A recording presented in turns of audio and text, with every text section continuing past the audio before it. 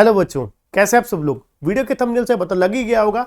आज का जो वीडियो है उन स्टूडेंट्स के लिए है जो सीए कोर्स ज्वाइन करना चाहते हैं, सीए बनना चाहते हैं और सीए के बारे में कंप्लीट इन्फॉर्मेशन जानना चाहते हैं कि क्या क्या स्टेप्स होते हैं, कौन कौन से सब्जेक्ट्स होते हैं, क्या फीस उन्हें पे करना पड़ता है, पासिंग क्राइटेरिया क्या है, डिफिकल्टी लेवल कितना है और कंप्लीट डिटेल ट्रेनिंग के बारे में और बहुत कुछ जो क्या है सीए बनने के लिए जरूरी होता है, ज्वाइन करने से पहले जानना बहुत जरूरी है। वो सब चीजें इस वीडियो में हम बात करने वाले हैं। तो मेरा नाम है बच्चों सीए संदीप अरोड़ा और आज मैं आपको बताने वाला हूं सीए कोर्स के बारे में कंप्लीट डिटेल। और जैसे कि आपको पता होगा, सीए कोर्स ज्वाइन करने से पहले आपको पता होना चाहिए कि जो सीए है वो दो एंट्री रूट से हम लोग ज्वाइन कर सकते हैं। सीए करने के दो रास्ते होते हैं। पहला होता है फाउंडेशन रूट। फाउंडेशन रूट के लिए अगर आप सीए बनना चाहते हो, उसके लिए मैंने अलग से वीडियो बनाई हुई है, उसका डिस्क्रिप्शन में लिंक दिया गया है। और जो बच्चे ग्रेजुएशन मतलब एंट्री, डायरेक्ट एंट्री लेना चाहते हैं सीए इंटरमीडिएट में, उन बच्चों के लिए स्पेशली ये वीडियो है। वीडियो के थंबनेल से आपको पता लग ही गया होगा।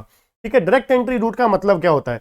डायरेक्ट एंट्री रूट का मतलब होता है जो बच्चे आफ्टर ग्रेजुएशन या फिर सीएस के स्टूडेंट है जिन्होंने सीएस एग्जीक्यूटिव क्लियर कर लिया है, या फिर सीएमए के स्टूडेंट है जिन्होंने सीएमए इंटरमीडिएट क्लियर कर लिया है, उन बच्चों के लिए एक एग्जाम्पशन होती है पहले स्टेप की। पहला स्टेप मतलब सीए फाउंडेशन की एग्जाम्पशन होती है। एग्जाम्पशन मींस यहाँ पे उन्हें सीए फाउंडेशन का जो लेवल है एग्जाम वो क्लियर करने की जरूरत नहीं है, उनको सीधा क्या है सीए इंटरमीडिएट लेवल पे एंट्री मिल जाएगी।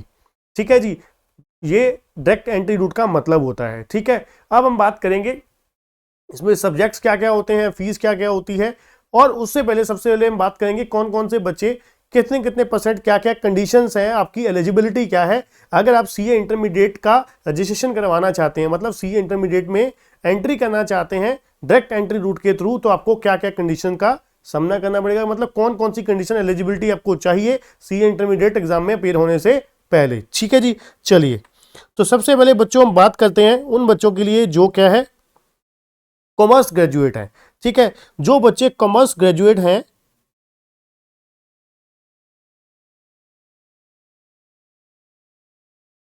जो बच्चे कॉमर्स ग्रेजुएट हैं या पोस्ट ग्रेजुएट हैं, उनको कम से कम 55% चाहिए। मतलब क्या है, अगर आप सीए इंटरमीडिएट में रजिस्ट्रेशन करवाना चाहते हैं तो आपको कम से कम आपके 55% मार्क्स होने चाहिए आपकी बीकॉम में या एमकॉम में। ठीक है जी, या एमबीए अगर आपने की हुई है तो और अदर ग्रेजुएट जो हैं, अदर ग्रेजुएट्स या अदर पोस्ट ग्रेजुएट हैं, उनको क्या है कम से कम 60% चाहिए। मतलब क्या है, जो बच्चे, जिन बच्चों का क्वेश्चन होता है कि क्या नॉन कॉमर्स स्टूडेंट, जो नॉन कॉमर्स स्ट्रीम से बच्चे आए हैं, क्या वो सीए बन सकते हैं? सीए अगर करना चाहते हैं वो कर सकते हैं। बिल्कुल हाँ बच्चों, कर सकते हो। आपको ग्रेजुएशन में, आपकी ग्रेजुएशन या पोस्ट ग्रेजुएशन में कम से कम आपके कितने मार्क्स होने चाहिए? 60% होने चाहिए। और जो बीकॉम के थ्रू अपना सीए करना चाहते हैं, उनके लिए क्या है डायरेक्ट एंट्री हो सकती है सीए इंटरमीडिएट एग्जाम में। तो आपको क्या है कम से कम बीकॉम में आपके 55 और उससे ज़्यादा मार्क्स होने चाहिए अगर आप सीए इंटरमीडिएट में रजिस्ट्रेशन करवाना चाहते हो। ये आपकी एलिजिबिलिटी है।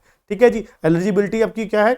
कम से कम 55% अगर आप कॉमर्स स्ट्रीम से आए हो, बीकॉम एमकॉम करके आए हो। अगर आप इसके अलावा नॉन कॉमर्स स्ट्रीम से आए हो तो फिर क्या है, आपको क्या है 60% चाहिए सीए इंटरमीडिएट में क्या करने के लिए, रजिस्ट्रेशन करवाने के लिए। दूसरा, अब जैसे कि मैंने आपको बताया, जो सीएस एग्जीक्यूटिव जिन्होंने एग्जाम किया हुआ है क्लियर, या फिर जिन्होंने institute of cost and management accounting that is CMA का इंटरमीडिएट लेवल पास किया हुआ है।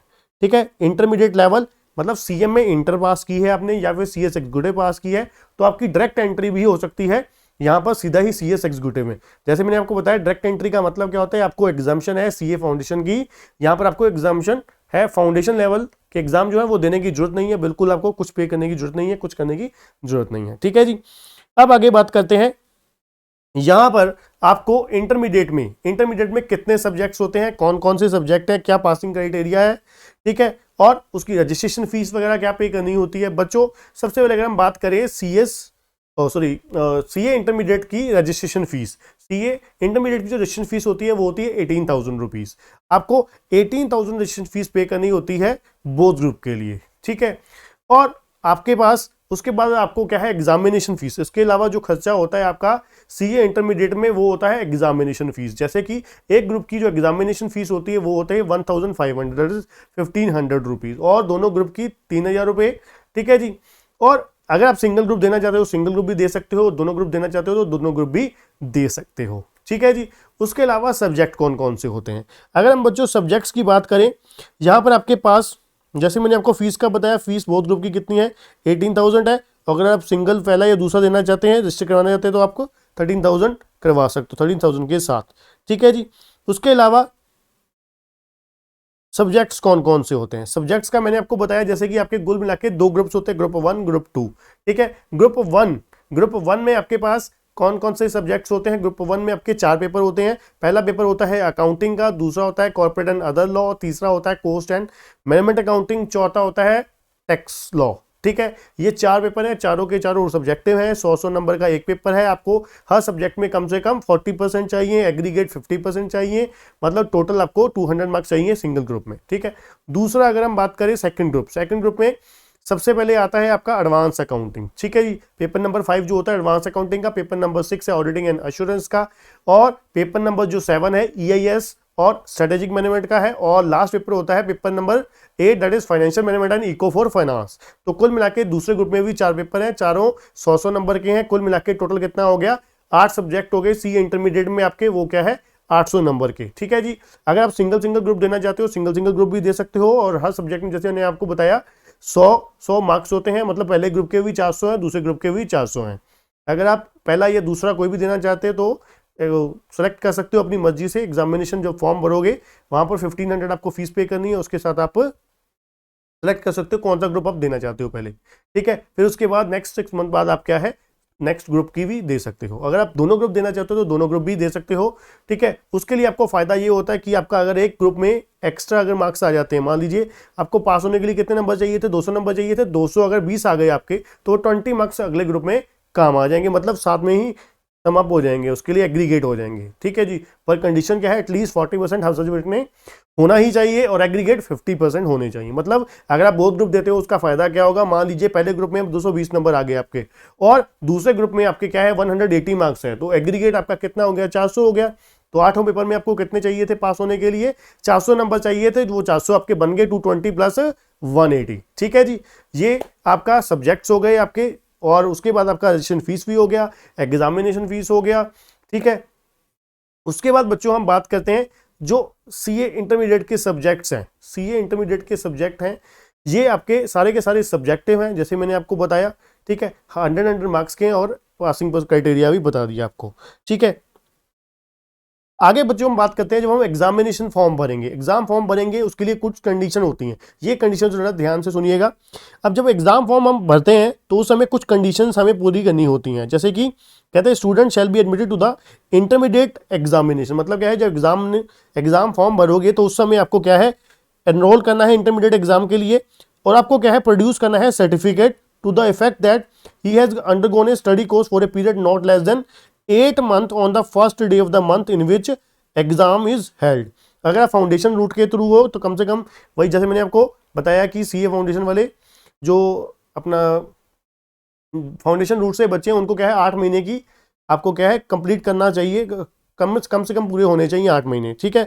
और जो दूसरे बच्चे हैं, मतलब क्या है जो डायरेक्ट एंट्री रूट वाले जिसके लिए हम बात कर रहे हैं, यहाँ पर वीडियो बना रहे हैं, has completed 9 month of practical training. 9 month की प्रैक्टिकल ट्रेनिंग अगर आपकी पहले पूरी होगी ऑन और before the last day of the month proceeding the month in which examination is to be held if through direct entry.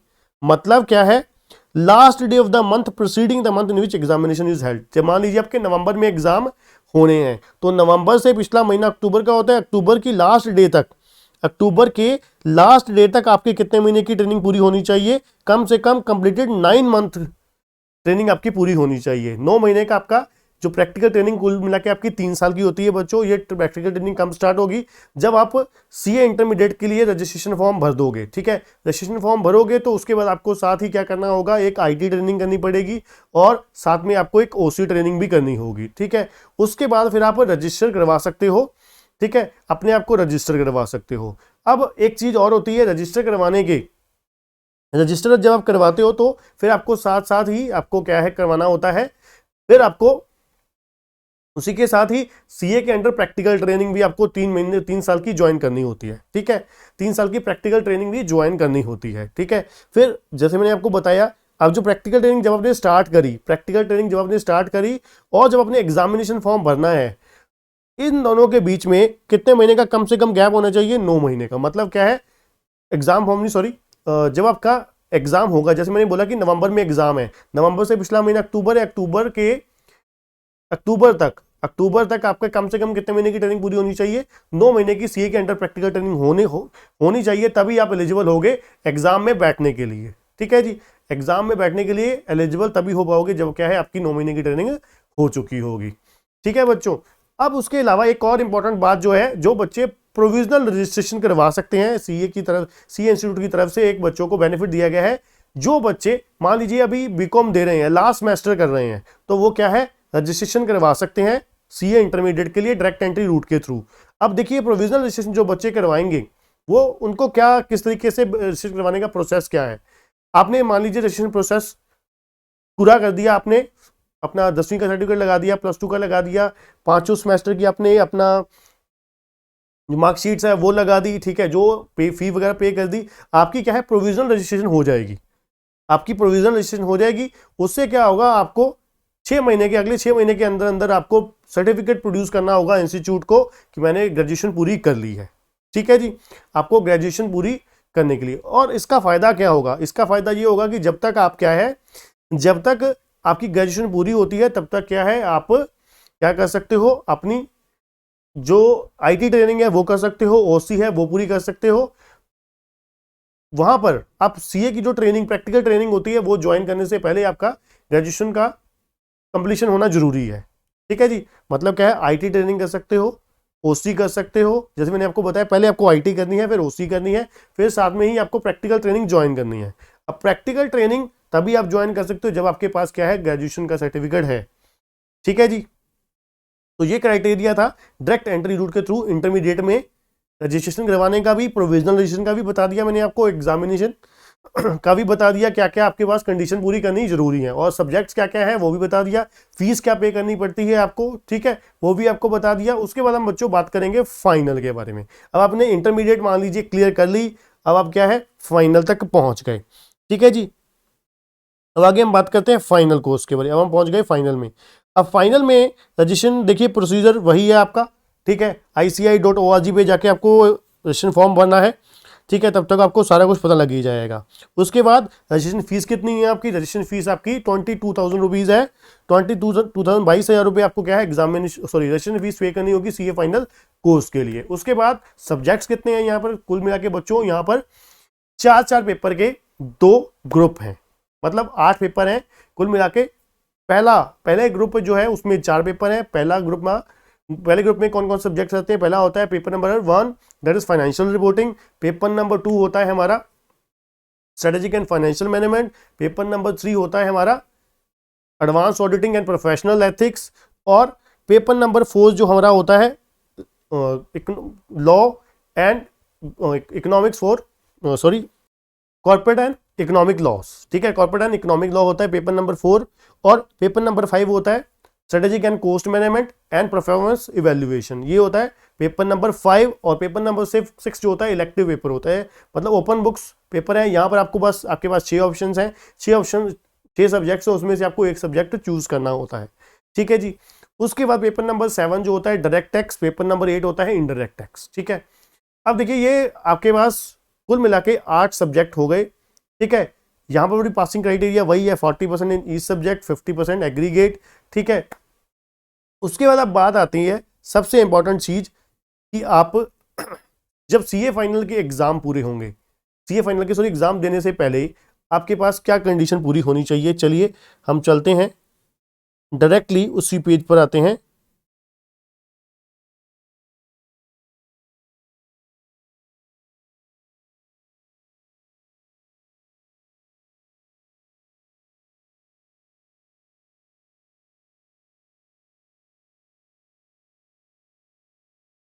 चलिए, requirement for appearing in the passing the final examination, ये हमने 40% 50% वाली बात कर ही ली, ठीक है। Admission के लिए क्या क्राइटेरिया है? Student shall be admitted to the final examination. अब फाइनल एग्जाम में तभी आप बैठ सकते हो, बैठने से पहले आपको क्या क्या करना है। देखिए फाइनल एग्जाम के लिए रजिस्ट्रेशन करवाना है, वो तो पता ही है जी, इतनी तो समझ है ही हमें। उसके बाद क्या है, प्रैक्टिकल ट्रेनिंग अपने कंप्लीट हो जानी चाहिए। he or she has completed a practical training on or before the last day of the month preceding the month in which examination to be held। ठीक है जी। या फिर आप क्या है, सर्व कर रहे हो last 6 month of practical training. मतलब क्या है, आपकी लास्ट 6 महीने की प्रैक्टिकल ट्रेनिंग चल रही है जब आप फाइनल एग्जाम में बैठ रहे हो। ठीक है जी। अगर आपने एक्सेसिवली इंक्लूडिंग एक्सेसिव लीव है if any of the first of the month in which examination is to be held. ठीक है जी। और आपने कंप्लीट कर ली है advance integrated course of IT and soft skill. मतलब क्या है, जैसे मैंने आईटी ट्रेनिंग बोली थी, इंटरमीडिएट वाली भी प्लस फाइनल एग्जाम वाली भी। इंटरमीडिएट वाली तो आप तभी बैठ सकते हो ना, इंटरमीडिएट वाली अगर क्लियर की है आपने। ठीक है, इंटरमीडिएट में आईटी ट्रेनिंग है एक प्लस ओसी है, ओरिएंटेशन कोर्स। ठीक है, उसके बाद फाइनल एग्जाम में भी आपको क्या है, एडवांस इंटीग्रेटेड कोर्स है प्लस सॉफ्ट स्किल की ट्रेनिंग है। ये आप कंप्लीट करोगे तभी आप फाइनल में बैठने के लिए एलिजिबल हो पाओगे। ठीक है, प्लस उसके बाद तो बहुत सिंपल सी बात है, एग्जामिनेशन फीस आपको पे करनी है। एग्जामिनेशन फी पे करने के बाद आप क्या है, एग्जाम में बैठ सकते हो। ठीक है जी। तो ये हुआ आपका सीए फाइनल के बारे में। इसके अलावा आप क्या बात कर सकते हो, क्या बात आपके पास क्या क्या पॉइंट है। और देखिए सबसे पहले हम बात करेंगे सीए के बारे में कि सीए जब आप कंप्लीट कर लिया, अपने फाइनल कोर्स क्लियर कर लिया, ट्रेनिंग वगैरह पूरा हो गया, आप सीए का आपके पास मिल गया, मेंबरशिप नंबर मिल गया आपके पास। एज ए सीए आप क्या कर सकते हो, स्कोप कहाँ कहाँ पर है सीए का। स्कोप जॉब सेक्टर में, मतलब आप एज ए जॉब भी कर सकते हो, प्रैक्टिस भी कर सकते हो। जॉब में आप क्या है, किसी भी कंपनी में, किसी भी फर्म के अंडर, सीए की फर्म के अंडर क्या है, जॉब कर सकते हो। ठीक है, सैलरी पैकेज बहुत अच्छा है। ठीक है, अब फिक्स नहीं होता यहाँ पर कुछ भी, क्योंकि हैज़ पर योर स्किल्स है, जो जिस तरीके की आपने ट्रेनिंग जिस फॉर्म में करी है, जिस लेवल पे आपने ट्रेनिंग करी है, जितने अच्छे से करी है, उस हिसाब से आपका पे स्किल इंक्रीज होता रहता है। ठीक है ना। उसके अलावा प्रैक्टिस आपकी क्या है, प्रैक्टिस में आप अपना ऑफिस खोल के अपने क्या है, क्लाइंट बना सकते हो और आगे जो काम क्या है बढ़ा सकते हो अपने आपके सर्कल के हिसाब से। ठीक है बच्चों, तो ये था बच्चों complete detail about the CA course through the direct entry के थ्रू हम लोग इस तरीके से सीए कंप्लीट कर सकते हैं। ठीक है, इसका सारा कुछ हमने इस वीडियो में बात करा। अगर आपको वीडियो पसंद आया, वीडियो को लाइक जरूर करिएगा, चैनल को सब्सक्राइब करना और बेल आइकन दबाना मत भूलिएगा। थैंक यू बच्चों।